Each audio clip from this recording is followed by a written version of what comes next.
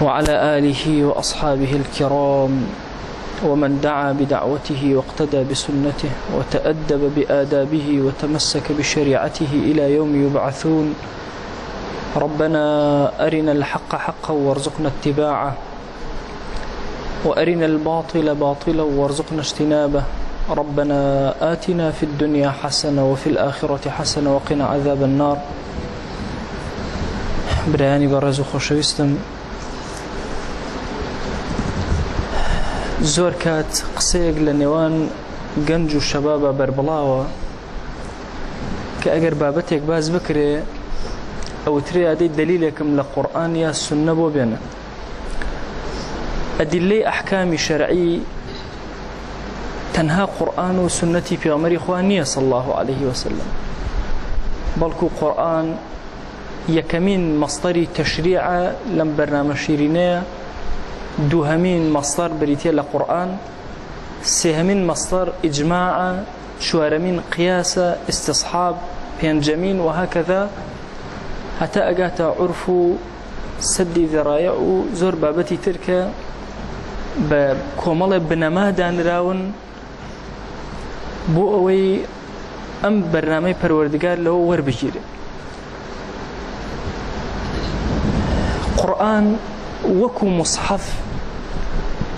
ئەبەم شێوازەی ئێستا بە کاملی لە زمانی پێغەمبەری خوا صلی الله عليه وسلم نەبووە،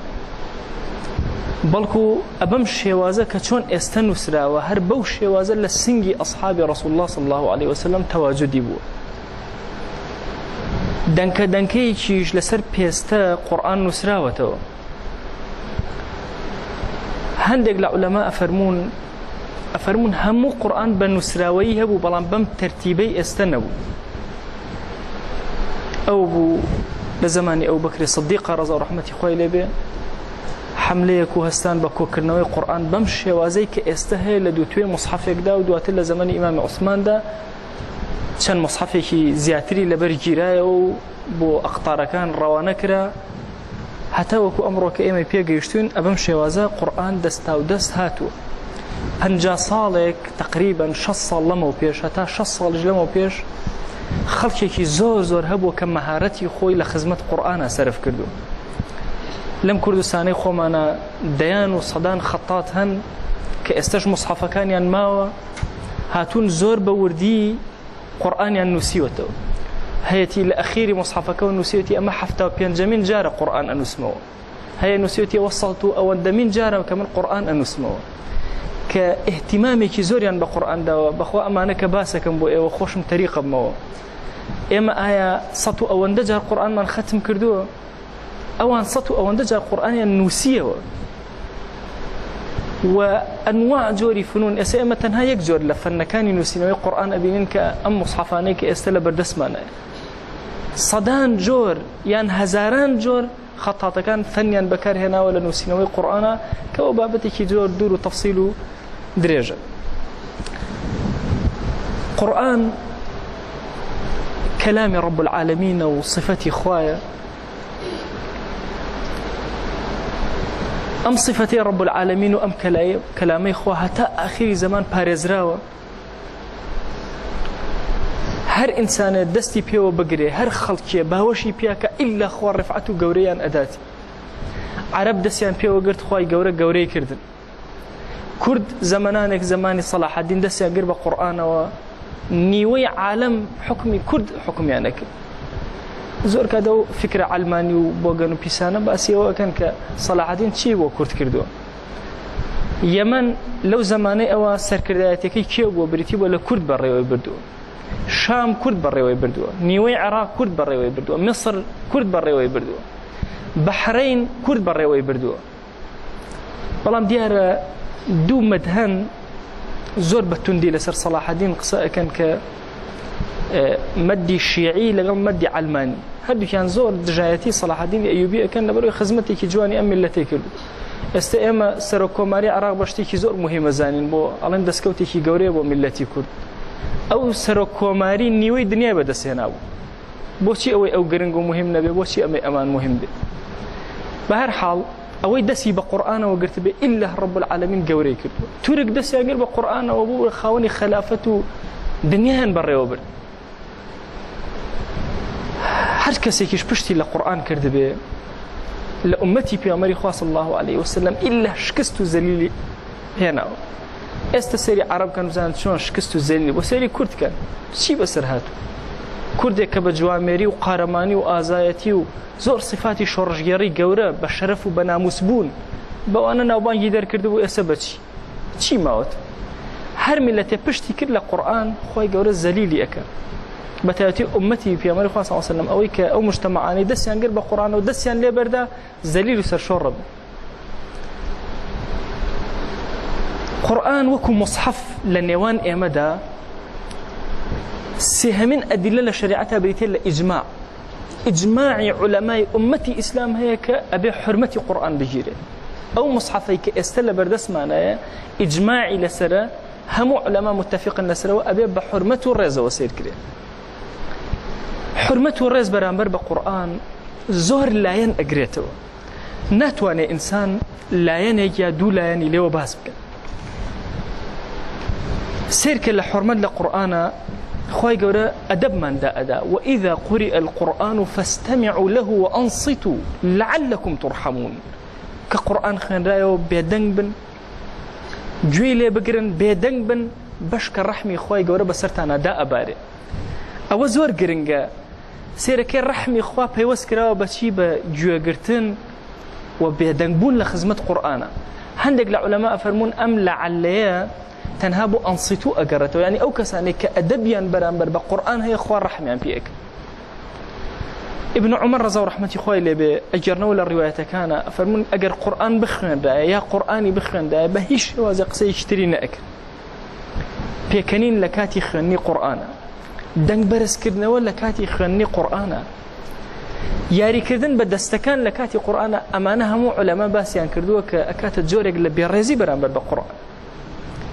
نەک ئەم مصحفەی کە ئێستا لە بەردەستایە تۆ ئەبێ ڕێزی لێ بگری، حتا ئەو کەسێک کە هەڵگەری قورئانە لە ڕێزگرتنە لەخوا ئەگەر ڕێز لەو کەسە بگری. ئەفەرمێ إن من إجلال الله تبارك وتعالى إكرام حامل القرآن. جۆرێک لە ڕێز لە بەرامبەر رب العالمین کە ئینسانەکان بەکاری بێنن ئەوەیە کە ڕێز لەو کەسانە بگرن کە هەڵگری قورئانن. بۆیە عولەما ئەفەرمون ئەو کەسێک کە متعلیمە و شوێن ئەوە ئەکە فێری قورئان بێ واجبە مسلمانان ئەبێ حورمەتی بگرن. ئەمە ئەو کەسێکەوە قورئان لە سنجایەتی وەکو کوردەواری خۆمان ئەڵێن ئەبێ ئاوا ڕێزی لێ بگیرێ. ئەی ئەبێ خودی مصحفەکە چۆن ڕێزی لێ بگیرێ؟ هەبووە لە مێژووە کە ئەخوێنیتەوە، هەبووە لە عولەما لە بەرامبەر مصحفە قەت قاچی ڕانەکێشاوە، هەبووە قەت لە شوێنێکە ڕانەکشاوە کە مصحفی تیابێ، هەبووە لە ناو عولەمایە لە خزمەت مصحفە ئەفەرمێ هیچ کاتێ قورئانی نەخوێندووە ئیلا ڕووی لە قیبلە نەبێ. و زۆر لایەنی تر کە عولەما بە ئەدەب و بەو ڕەوشتانە ئەژماریان کردووە. باشترین کتێبێک لەو بابەتە کە ئینسان بخوێنێتەوە التبیان في آداب حملة القرآن هی ئیمامی نەوەوی کە زۆرێک لەو ئادابانەی سرد کردو هێناوە. زۆر پێویستە ئینسانی ئیماندار بە هوشیاریەوە تەعامل لەگەڵ قورئانەکە. هەموو عولەمای ئومەتی ئیسلام ئیجماعیان هەیە لەسەر ئەوەی کە قورئان حرامە و گوناهبارە بێ ئەو کەسێک کە وەکو ویسادە بەکاری بێنەوە. تا هەندێک جار ئینسان دەست خاتە سەر کتێبێک، دەست بخاتە سەر قورئان بە بێئەدەبی ئەژمار کراوە، یان بخاتە ژێر سەری عینەن بە بێئەدەبی ئەژمار کراوە. حتا ئیمامی نەووی ئەفەرمێ ئەم بێئەدەبیە بەس بەرامبەر بە قورئان نییە. ئەڵێ حتا کتێبی علم، کتێبێک لە فقها، لە عەقیدەیە، لە هەر شتێکە، ئەڵێ ڕای کێشی دەستی بخەیتە سەر، سەری بخەیتە سەر، جۆرێک لە بێئەدەبی ئەڵێ حرامە لەسەرت. ئەمە یەک ملاحەزەی بچووکتان بەمێ و دوای ئەمەوە سەر دەرسەکە. لە فقها سنەت، حرام، واجب ئەمانە وەکو حەدیث نین. ئێستا ئێمە مەسەن لە حەدیث ئاڵێن سنەت کامەیە؟ ئەوەیە پێغەمبەری خوا صلی الله علیه و سلم وتبێتی یا کردبێتی یا بێدەنگ و بێ لە خزمەت یا کرابێ. لە فقها وا نییە. بە قیاس هەر شتێک قیاس کرێتە سەر شتێکی تر هەر ئەبێتە سنەت. یان حرام کامەیە؟ ئەوەیە نەسێک هاتبێ لەسەری بڵێ ئەم شتە حرامە. دەی سێرەکەی لە فقها وا نییە. بۆ نمونە قیاسات هەیە لە فقها، مەسەن خەمر کە بەو عارەقە ئەوترێکە لە ترێ دروسەکرێ ئەوە نەسی لەسەرەکە حرام. دەی ئەوەی کە لە جۆش دروسەکرێ نصي لسرني بلان لفقه هر بيوتري حرام أو تريش هر بيوتري السنة بويا كاتك ألين حرام مثلا بكرة بوسادة علماء لكومال أدلة ومن يعظم شعائر الله فإنها من تقوى القلوب وهند لو آيات أحاديثنا هنا أنا كوين كردوته لنوهم أمانة استنباطي أوان كردوك أما حرام لنو أصحابي بيامري صلى الله عليه وسلم رواياتك واردك أكرمي كري أبي جهل الرضا ورحمة خوي لبي أفرميها مجاري قرآني هنا ماشي أكردو أينا بني وشوانيو أي هذا كلام ربي هذا كلام ربي إمام أحمد لسر أما واستنباطي أو أكاك أفرمي سنة ما تكردني قرآن مصحف كبداخة وعلم أما لم زمانيك وتاي الصحوية لو مسائلنا زور دوا كوتين باو بابيرمان أدبيكي زور سيريان برامبر بقرآن هبو إما بناوي أويك زياتر كرانوا يان جورك ل بابلن ورقتني آراء شاذ أويلي كردين لو إجماعوا لو هذا بقوتي كوا علماء أمتي سامي لسر داين رجاء ولا مسألة آداب القرآن دور كوينو ابن تيمية رضا ورحمة خوالي باسي أو أكاد ما تكردني قرآن سنة بدليل أو روايتك لعكرمة ورضا ورحمة خوالي بالروايات كراوة لما زبي إمام الشافعي عينا سنة ما تكردني قرآن ورازقرتن لقرآن وهندي العلماء فرمون خصنا السرسر خصنا السر نيوتوان أمانهم إلى آداب قرآن وسنن لبرامبر قرآن وأداب برامبر بقرآن كبكاري عنده أما مسألة شيء قرنتها بورون كما ولا مسألة خدمة قرآن كبداخة والله لم كوتاني الصحوة الإسلامية والضربية زور جورمان ليكوت لبرامبر جورج لبي أدبي برامبر بقرآن كأويش بريتيا لدزدان لقرآن ببيت دزنيش دروزنية إجماعي علماء أمتي إسلامي لسر وهرشوار مذهبك متفق لسر أوي دزدان لمصحف ببيت دزنيش حرام ابن تيمية لفتاوى نقل كردوه هرشوار مذهبك نقل كردوه لسر أوي حرام أو كسيحة زكاة زياتر إطلاعي هبي أتواني سيري موسوعي فتاوى كويتيبك بالتفصيل هم مذاهب كان هنا هم المتفقين لسرأويك حرام ابن تيمية ديان دقي هي لسرأويك الله دزدان لقرآن ببيت دزنيش حرام علماء تازج أويك جنج اعتمادي أنا خات سر للشيخ بن باز وشيخ عثيمين هردو كان أو آرائي أن هي لسرأويك حرام دزدان لقرآن سيكي ابن عثيمين تنبو أخيان موك برسياري اللي أكريه لويك آية واجبة إنسان دزنيجي هبه إلا إن جاء دز بدال القرآن أفرمي أما قراءة القرآن أما القراءة في المصحف فلا يشترط لها الوضوء خن نوا لناو مصحفة مرجنية لو تي مصحفك أو كرابة ويان آيات نسرابة تسيري آياتك كي إخواني تو دزنيج النبي قيناك ما دام دست لنا داو وأما مس المصحف فلا بد فيه من وضوء أما دزدان لقرآن إلا أبي أوكس دزنيجي هبه هج مجاليت يعني وزوري كتير علماء معاصرين سيري فتاوى أزهر كان فتاوى سعودية كان هم يتياتيك ودروزني إنسان دز بدا لقرآن ببيه دزنيج أويك كل غلط زور شايع كان كإما تطبيع ولا لا من دزدان لقرآن ببيه دزنيج بيوست إنساني إما دا زور به شيار به آياتي لا يمسه إلا المطهرون ككز دزل قرآن نادا إلا كسانك باقنا بن كعلماء فرمونا من باسي اللوح المحفوظة إلا ملائكة مطهر دزل قرآن دن أفرمون أمن يبز ملائكة مطهر أما استنباطي اللي كان علماء ألان ما دام لناو ملائكة أخوي قولا صفة داريا أكابا مطهر إن جاد دزل كلامي خوا أدن بو إنسان كان يشبه همان شواز استنباطك كده حديثي كشاتوا لو الروايتان كواردة كأفرمي وألا يمس القرآن إلا طاهر هيج كسيك دز القرآن ندى إلا كسيك طاهر وباق نبي لنا ميكا كبيغمري صلى الله عليه وسلم أين ربو معاذ كري جبل أما مسألة دزدان القرآن كبلا موزور قرنگ وبهوشياري متابعي كين وأقاما لي دزدان القرآن بزانين كببي دزبيش نار هي مسر بابتي شنوية جنجب الرئيسة كان لنا موبايلة زۆر کات ئێمە قورئان هەیە و دانراوە ئەگەر بێت و قورئان لەسەر ئەم شاشەیی مۆبایل بێ لەسەر ئەم شاشەیی بێ ئەم شاشەیی کە یان کەلیمەی الله یان لا إله إلا الله ئەمە جارێ قەطعاً بردنی بۆ سەر ئەوانە دروست نییە و حرامە ملاحەزەی بکە کاتێک کەوا هاتە سەر ئەم شاشەیە ئایا ئەحکامی مصحفی هەیە بەبێ دەستنوێژ ئەتوانی بخوێنیتەوە یان نا علەما اختلافیان هەیە ئەڕجەحی ئەقوال لەو مەسئلە ئەوەیە ئەو کاتەی لە ناو مۆبایلەکەیە وەکو کاسێتێک ئەو هەیە وەکو شریتێک ئاوایە حکمی مصحفی نییە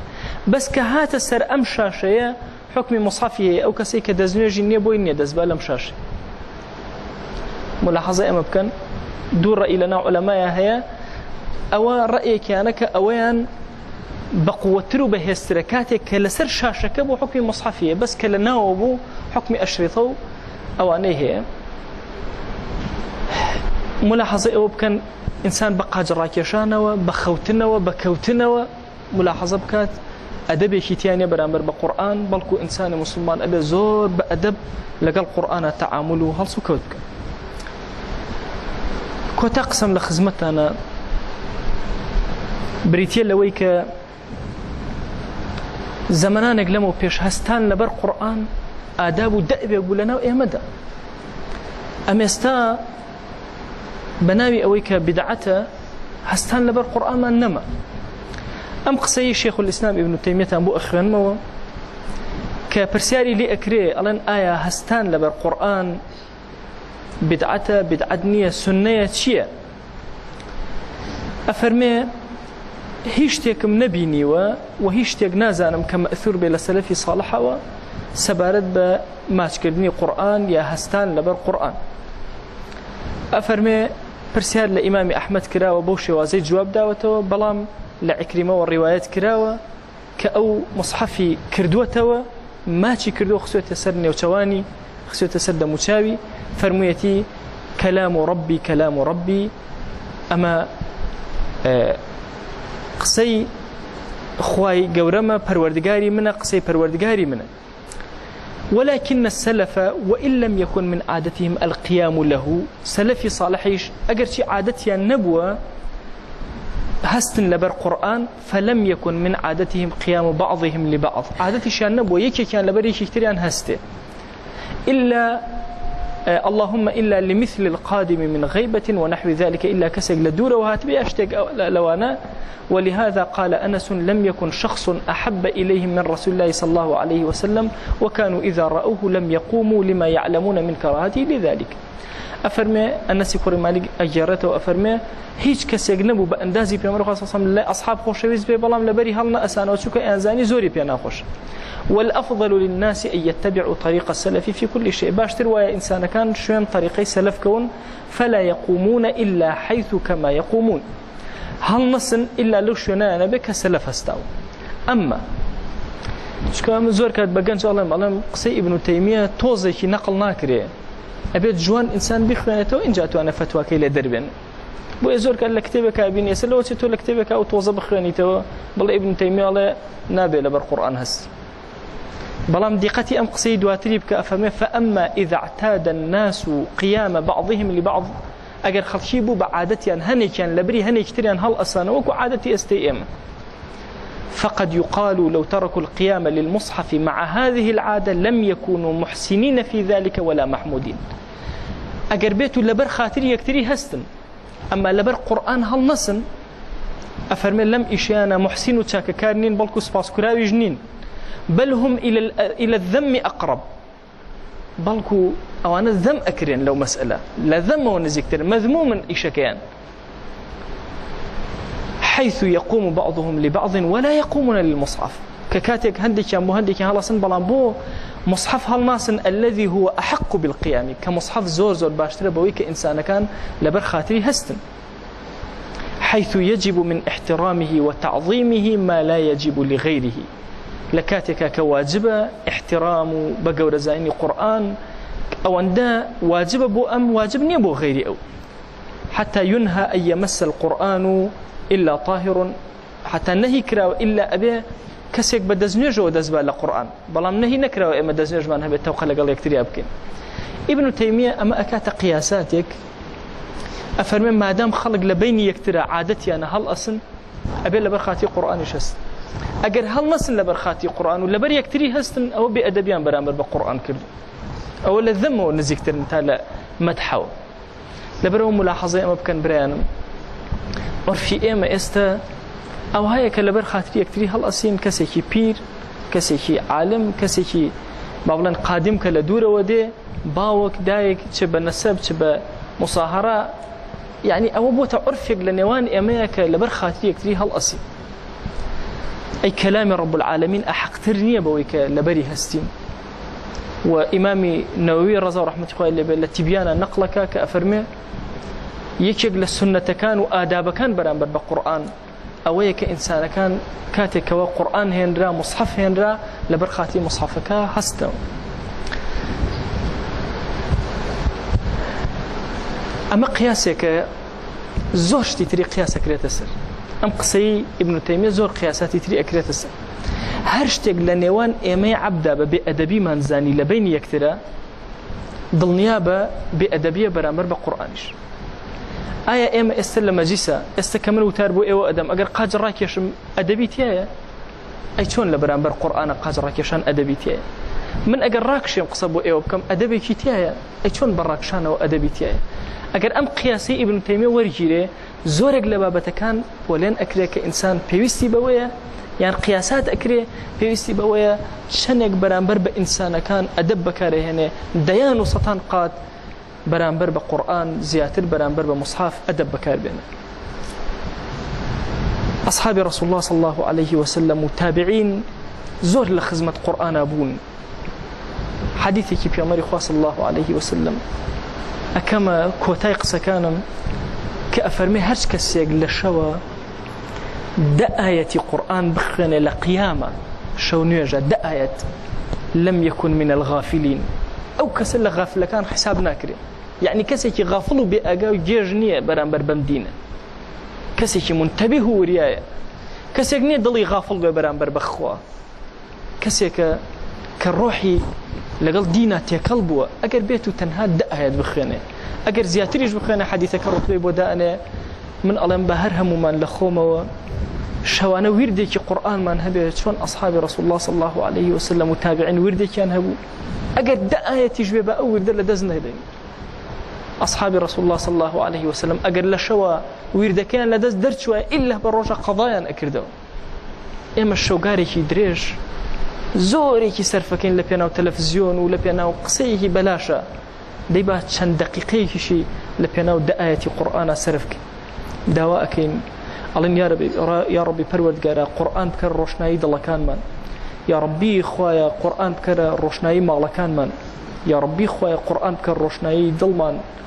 یا ڕەبی خوایە داوات لێ ئەکەین بە ناوی جوانە بە صیفەتی بەرزە بە ئیسمی عەزەمە خوایە قورئان بکەرە حاکمی وڵاتمان،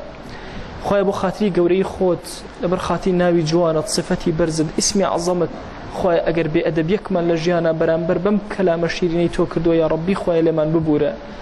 یا ڕەبی خوایە داوات لێ ئەکەین بە ناوی جوانە بە صیفەتی بەرزە بە ئیسمی عەزەمە دەرگاکانی خەیر بەسەرمانە بکەرەوە، یا ڕەبی خوایە داوات لێ ئەکەین ئەم ئومەتەی ئێمە بکەرە ئومەتێکەوە حاملی قورئان و هەڵگری قورئان بێ، یا ڕەبی خوایە داوات لێ ئەکەین بە ناوی جوانە بە صیفەتی بەرزە بە ئیسمی عەزەمە خوایە ئەم دڵانەی کە لێرە حوزوریان هەیە ئارامیان بکە، یا ڕەبی خوایە ئێمە چۆن ئەم ماڵەی تۆمان ئاوەدان کردووەتەوە بۆ خاتری گەورەی خۆت خوایە ماڵمان ئاوەدان کەرەوە، دڵمان ئاوەدان کەرەوە، گۆڕمان ئاوەدان کەرەوە، یا ڕەبی خوایە لە ساحەی مەحشەرا بە ئومەتی ڕەسوڵ الله صلی الله عليه وسلم حسابمان کە،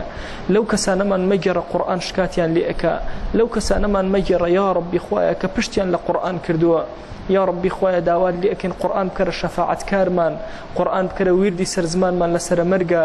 یا ڕەبی خوایە داوات لێ ئەکەین قورئان بکەرە هاوڵی ناو گۆڕمان، یا ڕەبی خوایە داوات لێ ئەکەین بە ناوی جوانە بە صیفەتی بەرزە بە ئیسمی عەزەمە، یا ڕەبی خوایە بەهۆی قورئانەوە لە بەهەشتا بەرزمان کەرەوە، خوایە بەهۆی قورئانەوە لە بەهەشتا بەرزمان کەرەوە، خوایە فێری قورئانمان بکە، فێری علمی قورئانمان بکە، زانستی قورئان بخەرە سنگمانەوە، يا ربي خويا داوال لي أكين كسك لم ملتي إما نمين كوا حامل قرآن نبي خويا كسك لم ملتي إما نبي كوا هالقري أم بيا مشيني تو نبي خويا وهما ليبك كقرآن لأخلاق ما نرنج بداتوا خويا بو خاطري قوري خد وهما ليبك كقرآن لأخلاق ما نرنج بداتوا خويا هدايتي جنجي ولاته كمان بدا عاقبتي بيرمان بخير بجرة حياة وحرمتي أفرتان من زيادك لجناه هدايك وباك من ببورة يا ربي خويا داوال لي أكين بناوي جوان بصفتي برزة باسم عظمة رحم بمسلماناني أمولاتي أمبك رحم يا ربي خويا بصحوي إسلامي بك درجة كان خير بسر صحويا بربلاو بك يا ربي خويا داوال لي أكين بناوي جوان بصفتي برزة باسم عظمة خويا رحم مسلماناني سوريا بك يا ربي خويا لجر ظلم واستمر رزقاريان بك يا ربي خويا داوال لي أكين قرآن بك حاكمي ولاتيان يا ربي خويا كشتنو برين لولاتيانا مهلا يا ربي خويا أو طاغي ظالم لكوليان بكروا سرشورك زليلك رسوايك شرمزارك يا ربي خويا داوال لي أكين بناوي جوان بصفتي برزة باسم عظمة خويا شون لمشونا كوبينا لبرخاتي تو خويا آوا لبهشتها لخزمت بيغمري خواه صلى الله عليه وسلم كوبينا خويا لجرسي بري الله أو حشر منك هاولي أو هاولاني يا ربي خويا لبهشتها يا ربي خويا داوال لي أكين بناوي جوان بصفتي برزة باسم عظمة كسمان أمري سبجان نهرين لسرجم بناه من بورابي سرجم عيب دا شهر دبين خويا سرجم عيب كان من داب شارع خويا سرجم عيب كان من داب شارع خويا سرجم عيب كان من داب شارع آمين آمين والحمد لله رب العالمين.